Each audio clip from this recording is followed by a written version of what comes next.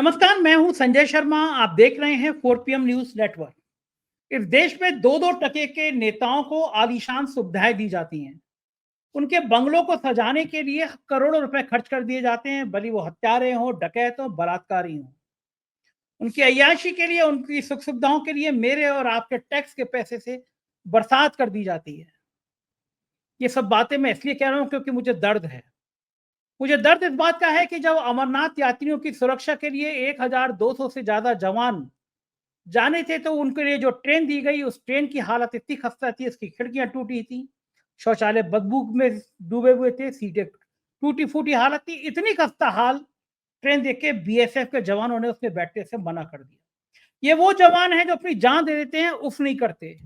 ये वो अर्धसैनिक बलों के जवान हैं जिनके पास तमाम परेशानी रहती हैं, मगर बात नहीं करते। लेकिन कभी ना कभी तो सब्र का पैमाना छलकता है। क्या इस देश के नेताओं को, इस देश के राजनेताओं को, रेल मंत्री को इस 84 बात पर शर्म आनी चाहिए या नहीं आनी चाहिए कि हमारे जवानों को ऐसी खराब ट्रेनें क्यों दी जाती हैं? पुलवामा में नियम था कि एक लंबा काफिला कभी भी अर्धसैनिक बलों का नहीं जाएगा। अगर लंबा सैनिक का काफिला है तो वो हेलीकॉप्टर से, जहाज से जाएगा, नियम था। जम्मू कश्मीर के गवर्नर सत्यपाल मलिक ने मुझे बताया। लेकिन एक काफिला गुजारा गया लंबा और वहां पे अटैक हुआ पुलवामा में। 40 बहादुर लोग मर गए। किसने मारे आज तक खुलासा नहीं हुआ। पहलगाम में 4 आतंकी, जिनको पता लोग भिजवाने की बात हमारे मोदी जी ने विदेश से लौटकर बिहार रैली में की थी, उनका कोई नाम नहीं लेता। सर्वदलीय बैठक, सर्वदलीय प्रतिनिधि मंडल जो विदेशों में भेजा गया था कि दुनिया को अपनी बात बताओ, वो अपनी बात बताने में कम, शराब के जाम छलकाने और गानों की वजह से ज्यादा सुर्खियों में रहा। लौट के आया तो प्रधानमंत्री जी इतने हंसते खेलते हुए इससे मिले जैसे मानो वो चारों आतंकियों हमारे कब्जे में है। उधर गृह मंत्री ने 40 टॉप के सोशल मीडिया इन्फ्लुएंसर को लंच पे बुलाया। टॉप की कहा बकौल उनके यूट्यूबर भी थे। डेटा प्रिंस की रिपोर्ट आती है, 1 साल से 4 PM नंबर 1 पर है। मैं ही नहीं, जो 30 लोग उसमें हैं, शायद उसमें से किसी को भी न्योता नहीं दिया गया, क्योंकि हम अमित मालवीय का पाठ सुनने को तैयार नहीं होते। बताते कि अमित मालवीय जी आप झूठ की फैक्ट्री हैं, लेकिन जो इन्फ्लुएंसर बुलाए गए थे वो उनको अमित मालवीय पाठ पढ़ा रहे थे। इन तमाम बातों पर मैंने अभय द्विवेदी जी से बात की है। बहुत रोचक बातचीत है। आपसे अनुरोध है कि चैनल को सब्सक्राइब करिए, ज्वाइन करिए और अभय द्विवेदी जी की पूरी बात सुनिए। 4 PM न्यूज नेटवर्क में स्वागत है। अभय द्विवेदी जी आपका। नेताओं की अय्याशी के किस्से हम रोज सुनते हैं। नेताजी के लिए लाखों रुपए का लंच हो गया, डिनर हो गया। नेताजी के लिए हेलीकॉप्टर से गए, परिवार से घूमे, मस्ती करी। नेताजी के बंगले पे करोड़ों रुपए की सज्जा हो गई। ऐसी खबरें बिल्कुल कॉमन है। लगता है इसमें कुछ नया नहीं है। लेकिन दर्द तब होता है जब सेना के नाम पर, जब सुरक्षा बलों के नाम पर बड़ी बड़ी कहानियां कहते हैं हमारे नेता, हमारी सरकार के नेता, प्रधानमंत्री जी। ये सेना के बहादुर हैं, हम इनके लिए सब कुछ अर्पण करने को तैयार है। बात सही है, सेना के बहादुर हैं, देश के लिए, सरहद के लिए जान लगा देते हैं। लेकिन असल में हकीकत क्या है, इसका दर्द बहुत कम देखने को मिलता है, क्योंकि फौजी सेंट्रल फोर्स के लोग अपने दर्द को बयान नहीं करते हैं।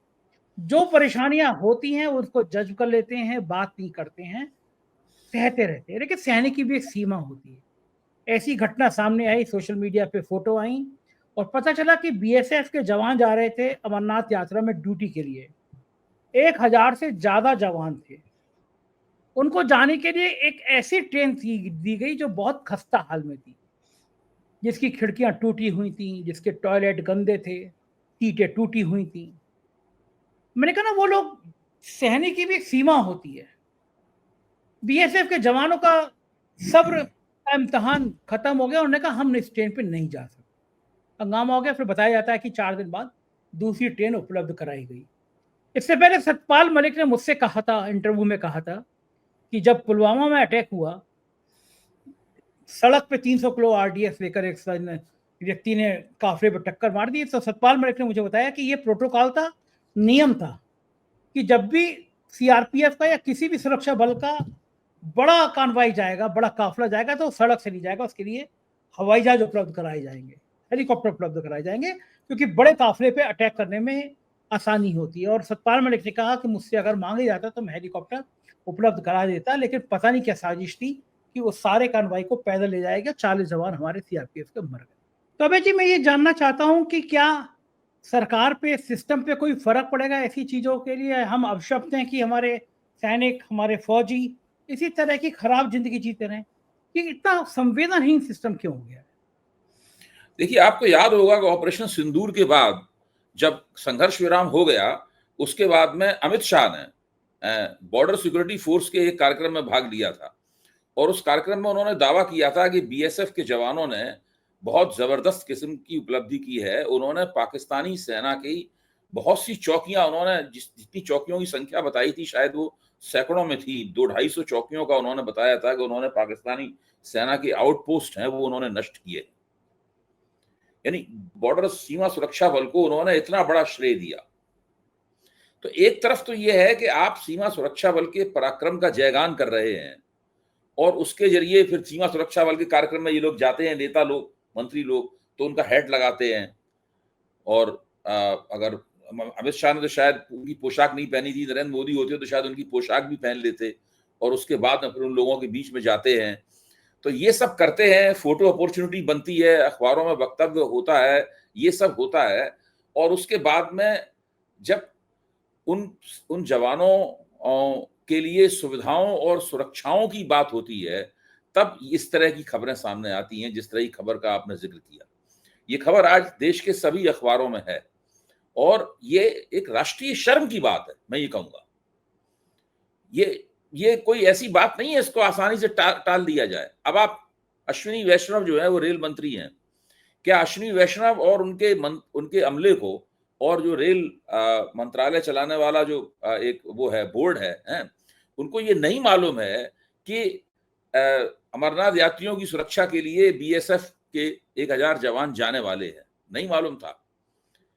जिस रेल अफसर ने वो ट्रेन अलॉट की जो पूरी तरीके से टूटी हुई थी और गंदी थी, क्या उसके खिलाफ कोई कार्रवाई की गई अभी तक? और जब एक बार जवानों ने उस ट्रेन को रिजेक्ट कर दिया, खारिज कर दिया कि इसमें बैठ के हम नहीं जाएंगे, तो उसके बाद 4 दिन का समय क्यों लगा दूसरी ट्रेन देने में? ऐसा इसमें कौन सी खास बात थी? कहां पे फाइल चलाई गई? मतलब 4 दिन लग गए दोबारा फाइल को चलाने में। 4 दिन बाद फिर उस पर आदेश हुआ कि फलानी ट्रेन दी जाए। आप सोचिए ये पूरी व्यवस्था क्या है? ये वही अश्विनी वैष्णव है जो दावा करते हैं कि उन्होंने रेल विभाग को बहुत अत्याधुनिक कर दिया है, ये कर दिया है, वो कर दिया है, इस तरह की तमाम हवाबाजियां होती हैं। लेकिन हो क्या रहा है ये देखने की बात है। उसके बाद हम लोग जानते हैं कि जो सीआरपी के जवान हैं, बीएसएफ के जवान हैं, इन लोगों की एक बहुत पुरानी शिकायत है। ये कहते हैं कि भाई सेना को जितनी सुविधाएं मिलती हैं और सेना को जो मर्तबा हासिल है, यानी जो उनको जो उनका स्तर माना जाता है सेना का, वो हम लोगों को नसीब नहीं है। खासतौर से केंद्रीय आरक्षित पुलिस को, सीआरपीएफ को और बीएसएफ को ये दर्जा हासिल नहीं है उसको, और उनको ये दर्जा दिया जाए। आज तक इनके इस बात के ऊपर कोई विचार नहीं हुआ। ये बहुत पुरानी शिकायत है, शिकायत अखबारों में भी छप चुकी है और इसके प्रतिनिधि मंडल बना के वो लोग बहुत बार उन लोगों को, उनके जो प्रतिनिधि हैं वो दे भी चुके हैं और उस पर काफी टीवी की बहस में भी मैंने भाग लिया है इन तमाम सवालों के ऊपर कि आप केंद्रीय सुरक्षा पुलिस को और सीमा सुरक्षा बल को आप वो दर्जा क्यों नहीं देते हैं जो कि फौजियों को दर्जा प्राप्त है। तो ये बहुत सारी इस तरह की समस्याएं हैं। जो अर्धसैनिक बल हैं, एक तो सैनिक हैं और दूसरे अर्धसैनिक बल हैं। अर्धसैनिक बल, सैनिक तो बाद में सबसे आखिर में इस्तेमाल किए जाते हैं। अर्धसैनिक बलों की इस्तेमाली तो सारे देश में कोई भी समस्या है, कहीं कर्फ्यू लगे, कुछ हो, कहीं दंगा हो जाए, बाढ़ हो जाए, सब हर जगह उनको लगाया जाता है उसमें।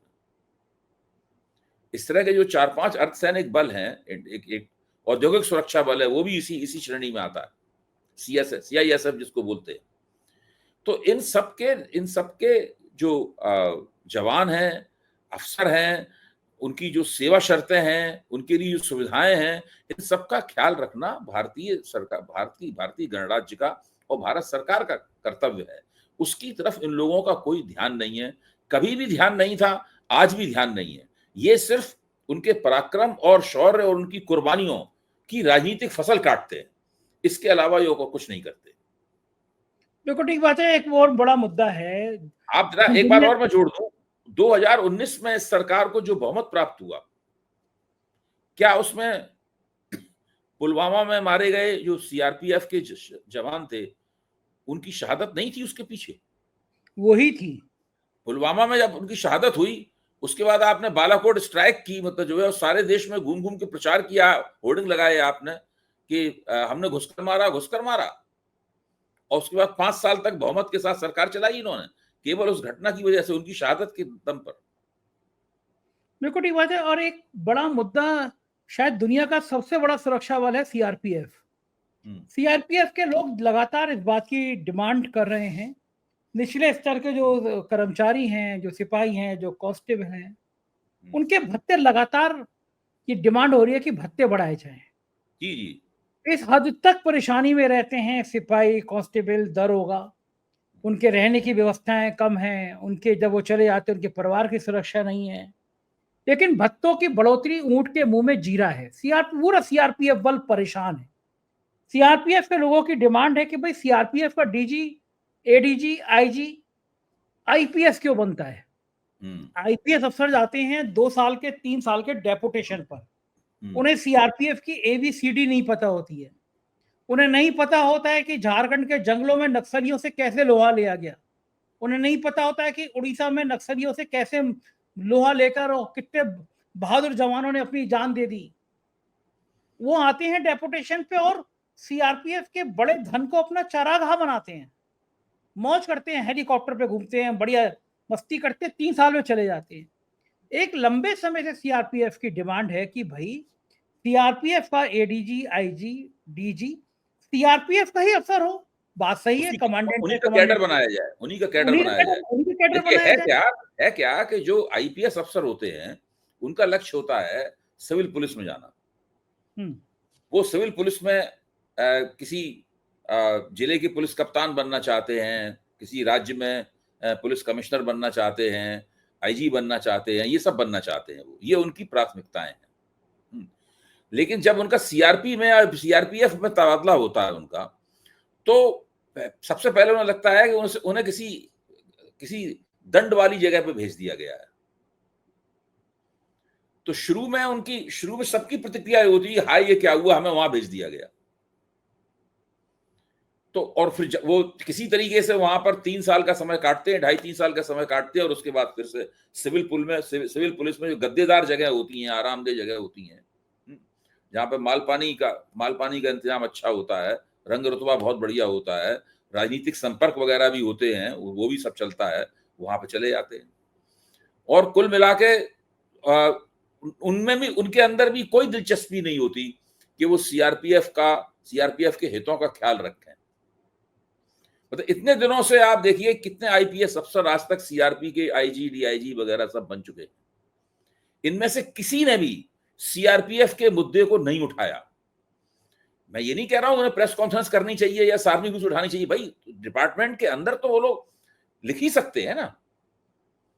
ये प्रक्रियाएं जो होती हैं कोई सार्वजनिक रूप से नहीं चलाई जाती हैं। मैं इस बात को मानता हूं, वो बात गलत होगी अगर सार्वजनिक रूप से इस बात को कहा जाएगा। लेकिन अंदर ही अंदर डिपार्टमेंट के अंदर गृह मंत्रालय के साथ में और ये जो भी आपके विभाग हैं, मंत्रालय हैं, उनके अंदर तो आप कम से कम इन प्रक्रियाओं को चला सकते हैं। सरकार के सामने कह सकते हैं कि हम 3 साल से या इतने साल से हम उसके आईजी हैं, हम उसके कमांडेंट हैं, और हमने देखा है कि वहां पर कितनी बुरी हालत है, उनकी तनख्वाहें भी कम है, उनकी सुविधाएं भी कम है। उनको जब उनको किसी एनकाउंटर वगैरह में उनकी मौत होती है तो उनको उस तरह का सम्मान, उस तरह का मुआवजा, उस तरह की भरपाई नहीं मिलती जो कि सेना में मिलती है। अगर सेना जैसा ही नहीं किया जाए तो कम से कम कुछ इनका स्तर बढ़ाया जाए। ये सब चीजें तो वो लिख ही सकते हैं, कोई कुछ नहीं करता। कोई कुछ नहीं करता, ठीक बात है। और सीआरपीएफ और बाकी सिक्योरिटी के लोग इसी तरह परेशान रहते हैं। बात जरा पॉलिटिकल करते हैं। अमित शाह जी ने ये भी 40 पॉलिटिकल ही बात है संजय जी, हाँ, ये हम लोगों ने भी चर्चा की है, ये नॉन पॉलिटिकल चर्चा नहीं है, ये हाँ, पॉलिटिकल चर्चा है। क्योंकि राजनीतिक इच्छा शक्ति जब होगी तभी ये बात आगे बढ़ेगी। बिल्कुल ठीक, सहमत हूँ। अमित शाह जी ने, केंद्रीय गृह मंत्री जी ने 40 सोशल मीडिया के इन्फ्लुएंसर को बुलाया, शायद लंच पे बुलाया था, और 40 में यूट्यूबर्स भी थे। लेकिन डेटा ब्रिंग्स की एक रिपोर्ट आती है जिसमें टॉप के 30 नाम होते हैं जिनकी व्यूअरशिप सबसे ज्यादा होती है। 4PM लगभग एक साल से ज्यादा हो गया, उसमें लगातार नंबर 1 है। मैं अपनी बात भी नहीं कर रहा, लेकिन वो जो 30 हैं जो टॉप में, जिनका यूट्यूब सबसे ज्यादा देश और दुनिया में देखा जाता है, 4PM ही 140 से ज्यादा देशों में देखा जाता है, सब जानते हैं। उन 30 में शायद ही कोई व्यक्ति ऐसा नहीं था जिसको अमित शाह ने बुलाया हो। अमित शाह जी ने बिहार के लोग खासतौर से बुलाए क्योंकि बिहार में चुनाव है। फिर मजे की बात है, चलो ठीक है, आपने 11 साल पूरे होने पे अपने मन पसंद इन्फ्लुएंसर को बुला लिया। पहले भी वो समय रैना और इलाहाबादी को बुला के विवादों में आ चुके हैं कि जिनको प्रधानमंत्री ने इलाहाबादी को, समय रैना को दिया, बाद में उनको बड़ा विवाद हो गया समय रैना के एक शो पे जो कमेंट हुआ था। मेरा मानना है कि जब आपने सोशल मीडिया इन्फ्लुएंसर को बुलाया तो तस्वीर वायरल हुई, अमित मालवीय उन सोशल मीडिया इन्फ्लुएंसर को पाठ पढ़ा रहे हैं। वो अमित मालवीय जिनको झूठों का बादशाह कहा जा सकता है, जिनके फर्जी ट्वीट की चर्चा पूरी दुनिया में हुई है कि अमित मालवीय झूठ की फैक्ट्री है, आईटी सेल के हेड हैं। 2-2 रुपए वाले ट्रोल उन्होंने हजारों की संख्या में कर रखे हैं। आप बोलेंगे कल मेरा ये शो जाएगा, आप देखिएगा ट्रोल्स पे ऐसे लोग ट्वीट करेंगे, एक्स पे लिखेंगे, जिनके 5 फॉलोअर होंगे, जिनके 20 फॉलोअर होंगे, चेहरे पे जय हिंदू राष्ट्र लिखा होगा, किसी भूत की तस्वीर बनी होगी, अपनी तस्वीर भी नहीं होगी, परिचय भी नहीं होगा, किसी बहन जी की फोटो लगी होगी, होंगे भैया जी, और वो 2-2 रुपए उनको ट्वीट करने बोलते हैं, गाली देने का अभियान चला दो। ये माना जाता है कि अमित मालवीय इनके हेड हैं, और अमित मालवीय के खिलाफ पिछले दिनों FIR लिखने की भी एक फर्जी मामले में कंप्लेंट हुई। ऐसे अमित मालवीय और कुछ बड़े चेहरे भी थे जो सोशल मीडिया पे हैं, उनका फोटो भी वायरल हुआ, उनको अमित मालवीय ज्ञान दे रहे हैं। बिहार चुनाव से पहले सोशल मीडिया इन्फ्लुएंसर की जरूरत क्यों पड़ी होगी अमित शाह जी? देखिए, 2024 के लोकसभा चुनाव की जब मुहिम चल रही थी, उस वक्त भारतीय जनता पार्टी के जो शीर्ष के रणनीतिकार हैं, उनके बीच में इस बात को लेकर कई दफा चर्चा हुई कि सोशल मीडिया की तरफ से जो आलोचना आ रही है सरकार की, उससे एंटी इनकम्बेंसी बढ़ने में मदद मिल रही है। वो लोग इस बात को लेकर चिंतित हुए, लेकिन उनके पास चूंकि मुहिम बिल्कुल सिर पे थी, वो चली रही थी मुहिम, तो बिल्कुल समय नहीं था कि वो इस मसले की तरफ ज्यादा ध्यान देते। लेकिन ये उनका फिर उन्होंने बहुमत खो दिया, और भारतीय जनता पार्टी में इस बात को लेकर मतैक्य है कि ये जो 2024 में बहुमत खोया है, इसमें सोशल मीडिया की भूमिका है। सोशल मीडिया की महत्वपूर्ण भूमिका है इसके अंदर। अगर तो सोशल मीडिया को अगर भूमिका नहीं होती अभय द्विवेदी, तो काहे 4PM को प्रतिबंधित करने के लिए सरकार यूट्यूब को लिखती कि चैनल बंद कर दो, एंटी नेशनल, और फिर बाद में कहते हैं वापस ले लीजिए। ठीक करें आप। मेरा कहना यह है कि तब से लगातार भारतीय जनता पार्टी इस हथकंडे की खोज में है कि कैसे सोशल मीडिया को नियंत्रित किया जाए। इसको नियंत्रित करने का एक तरीका तो यह है कि ऐसा कोई कानून बनाया जाए जिसके फेर में पड़ के सोशल मीडिया वाले जो आलोचना करते हैं, उस आलोचना को किसी तरीके से वो आलोचना मंद करने पर मजबूर हों, कुछ लोग मैदान छोड़कर चले जाएं, कुछ लोग डर जाएं। इसके लिए सबसे पहले ही, जैसे ही प्रधानमंत्री ने शपथ ली तीसरी बार की, उसके बाद तुरंत जो कानून पहले से एक बना रखा था उन्होंने, फौरन उस कानून को उन्होंने स्टेक होल्डर्स के पास भेजा। स्टेक होल्डर्स ने उस कानून को पढ़ा, जो इन्हीं के चुने हुए स्टेक होल्डर्स हैं, तो उन्होंने सोचा कि ये कानून नहीं चल पाएगा, इससे सरकार की बड़ी भद होगी। तो उन्होंने फिर सरकार से कहा कि भाई ये कानून तो मत ही लीजिए आप, वरना बहुत मुश्किल हो जाएगी। तो सरकार ने उस कानून को वापस ले लिया, लेकिन अभी भी वो प्रक्रिया जारी है। मेरा मानना है कि एक बार और कानून ड्राफ्ट हो चुका है, अब तीसरा ड्राफ्ट शायद कानून का बन रहा है। तो एक तो कानून की तरफ से एक अटैक आएगा, जो कि हम लोगों को उसके लिए पहले से तैयार हो जाना चाहिए। दूसरा अटैक ये है कि दूसरा विकल्प इसका ये है कि सोशल मीडिया के कुछ चुनिंदा इन्फ्लुएंसर्स को, ये नया शब्द है इन्फ्लुएंसर, इन सबको बटोरा जाए और इनको पूरी तरीके से लाइन में लगाकर अपनी बात समझाई जाए और अपने तरीके से इनको चलाया जाए। जो एंकर और एंकरनियां जो व्यवहार करते हैं बाकायदा कमर्शियल न्यूज मीडिया के ऊपर, लगभग वैसा ही व्यवहार जो है वो सोशल मीडिया की तरफ से किया जाए, करवाया जाए। ये एक पूरा मामला है बना हुआ, इसकी पूरी कोशिश चल रही है। अच्छा, अब ये हो सकता है बिहार के चुनाव को ये लोग एक नमूना बनाना चाहते हो। बिहार के चुनाव के में एक खास तौर से एक नियोजित प्रयोग किया जा रहा होगा। क्या बिहार के चुनाव के संदर्भ में सोशल मीडिया के कुछ इन्फ्लुएंसर्स को प्रभावित करके सोशल मीडिया को अपनी तरफ मोड़ा जा सकता है? क्योंकि 2024 के वक्त ये देख चुके हैं कि जो सरकार की आलोचना करने वाले प्लेटफॉर्म थे, उनके सब्सक्राइबर तेजी के साथ बढ़े, उनकी लोकप्रियता तेजी के साथ बढ़ी, उनकी जो ऑडियंस थी वो तेजी के साथ बढ़ी। मतलब देखने वाले जो इनके पक्ष के थे, जो भाजपा के पक्ष के थे, वो भी ठीक है, उनके अंदर भी कुछ वृद्धि हुई, उनमें से भी कईयों के पास अच्छे सब्सक्राइबर हैं और ऑडियंस है, लेकिन जो आलोचक थे उनके मुकाबले वो कहीं नहीं ठहरते। ये स्थिति है। तो मैं कहना इसमें ये चाहता हूं कि ये सरकार अभी तरह तरह के प्रयोग कर रही है। एक कानून नया लाके प्रयोग करने का इनका पूरी मंशा है, वो मंशा अभी तक कामयाब नहीं हो पाई है। मुझे ऐसा लगता है इस खबर को देखकर कि बिहार के चुनाव के मौके का फायदा उठाकर ये लोग एक ऐसा एक्सपेरिमेंट करना चाहते हैं, ऐसा प्रयोग करना चाहते हैं, जो प्रयोग अगर कामयाब हो गया तो फिर ये सारे देश के पैमाने पर करेंगे। फिर उत्तर प्रदेश के जब चुनाव आएगा तब भी ये इस तरह का प्रयोग उत्तर प्रदेश के संदर्भ में किया जाएगा, फिर राष्ट्रीय संदर्भ में ये प्रयोग किया जाएगा। बिल्कुल ठीक कह रहे हैं। इस बीच में प्रधानमंत्री जी ने जो सर्वदलीय प्रतिनिधि मंडल गया था, उससे मुलाकात करी और बड़े हंसते खिलखिलाते हुए फोटो वायरल हुई। मुझे बड़ा याद आया कि ये तस्वीरें उन परिवारों के दिल पर क्या असर डाली होंगी जिन परिवारों के लोग इसमें पहलगाम हमले में मारे गए। वो तो ये चाहते हैं कि भैया वो जो 4 लोगों ने मारा उनके उसी तरह छत विचित शव चाहिए, उन्हें सजा चाहिए, अगर पकड़ सकते हो कानून से फांसी चाहिए। आप हंस रहे हैं, खिलखिला रहे हैं, आपके प्रतिनिधिमंडल विदेश में जाके जाम छलका रहे हैं, गाना गा रहे हैं, फिर लौट के प्रधानमंत्री जी हंसते मिलते मिल रहे हैं, जैसे कोई एक टूर हो, एक पिकनिक टूर हो, जिससे लौट के आ गए और मुखिया ने कहा वाह वाह क्या बात है। इंटरनेशनल स्तर पर छीछा लेदर हुई, कहीं खबर नहीं छपी। पाकिस्तान इस झड़प के बाद हमसे कहीं ज्यादा मजबूत हुआ, इतिहास रिकॉर्ड बता रहे हैं।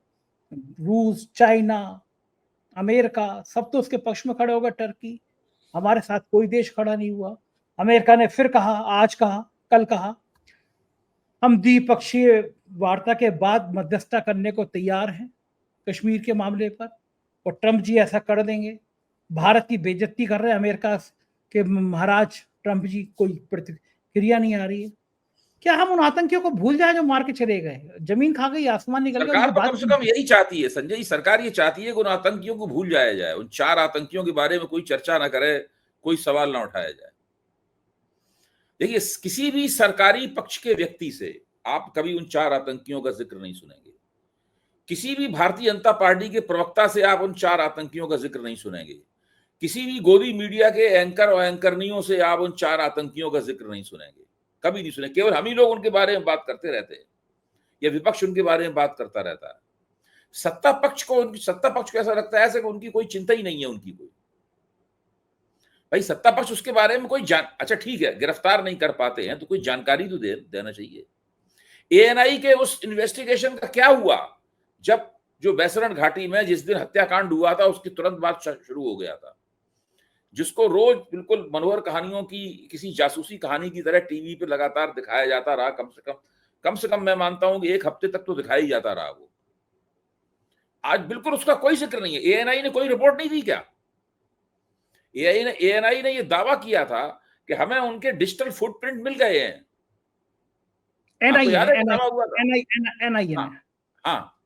नेशनल इन्वेस्टिगेटिव एजेंसी ने, मैं गलती से बोल दिया, नेशनल इन्वेस्टिगेटिव एजेंसी ने दावा किया था कि हमें उनके फुटप्रिंट मिल गए हैं। हमें ये भी पता है कि उनके हैंडलर्स कहाँ बैठे हुए थे जिनके साथ वो संपर्क में थे। जब आपको इतनी बातें पता लग गई थी, उसके बाद अचानक क्या कोई डेड एंड मिल गया? अंधेरी गुफा में चले गए, उसके बाद कोई रोशनी नहीं है, कुछ आगे नहीं बढ़े, क्या हुआ? कुछ तो बताइए। और जो लोग अपने आप को टीवी और अखबार, बड़े बड़े अखबार निकलते हैं इस देश में, बड़े बड़े टीवी चैनल चलते हैं इस देश में, जिसके पीछे 1-1 हजार करोड़ रुपए की पूंजी लगी हुई है, क्या उन लोगों का कर्तव्य नहीं बनता कि वो इस सवाल को उठाएं?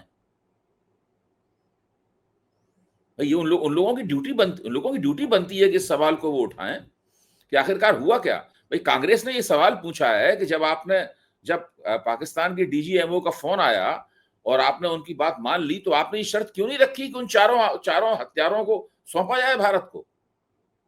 कांग्रेस ने जो सवाल उठाए थे उनमें एक सवाल ये भी था। इसमें क्या गलत बात है? ये मांग करना कोई गलत बात है कोई इसमें? अच्छा ठीक है, आप नहीं, वो पाकिस्तान भाग गए, आप उनके सामने शर्त भी नहीं रख पाए, तो कम से कम देश की जनता को बताइए तो कि वो पाकिस्तान में हैं। उनकी बहुत दिनों तक तस्वीरें भी दिखाई जाती रही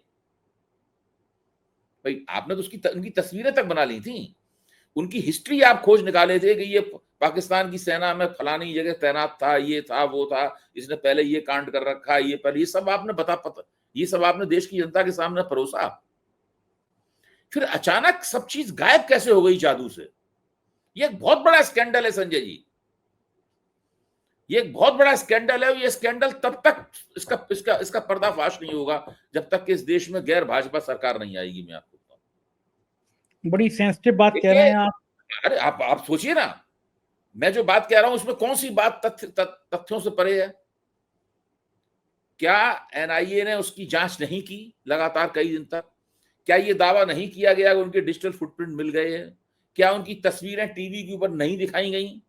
क्या उन हत्यारों का इतिहास सरकार की तरफ से मीडिया के जरिए लोगों के सामने नहीं पेश किया गया? क्या आप उसके बाद से क्या सरकार की तरफ से पूरी तरह इस पर मौन नहीं है? क्या आपको उसमें स्कैंडल की बू नहीं आती? क्या ये अपने आप में स्कैंडल नहीं है? अगर स्कैंडल नहीं है इसको क्या कहेंगे आप? कितने दिन हो चुके हैं, पाकिस्तान से एक फौजी झड़प भी हो गई, हमारे सिपाहियों ने कुर्बानियां भी दे दी, बहुत सारे नागरिक भी मारे गए पाकिस्तानी गोलाबारी में, भारत के विदेश मंत्रालय की बेइज्जती भी हो गई, मोदी जी की भी बेइज्जती हो गई। सरकार सिर्फ पूरे मामले के ऊपर मिट्टी डालना चाहती, वो चाहती किसी तरीके से पूरा मामला दब जाए। बस मोदी जी हमें गर्व है। जो आप प्रतिनिधिमंडल से मिले उनसे भी बोले हमें गर्व है। अरे भाई, किस बात का गर्व है आपको? आप 4 लोगों को नहीं पकड़ पाए, भाग गए, इस बात का गर्व है आपको? इसी बात का आपने ट्रम्प के दबाव में आके संघर्ष विराम किया, इस बात का गर्व है आपको? किस चीज का गर्व है आपको? यही बात है, इसी बात का गर्व है, यही कहते रहते। बिल्कुल ठीक बात है अभय जी। हम लोग चर्चा आगे भी करेंगे। बहुत बहुत शुक्रिया, आपने समय दिया, थैंक यू। तो ये थे अभय दुबे जी, और पूरी बात आपने सुनी। मुझको यकीन है ये बातचीत आपको पसंद आई होगी। आप अपनी राय से मुझे अवगत कराएंगे तो मुझे बहुत अच्छा लगेगा। शुक्रिया, थैंक यू।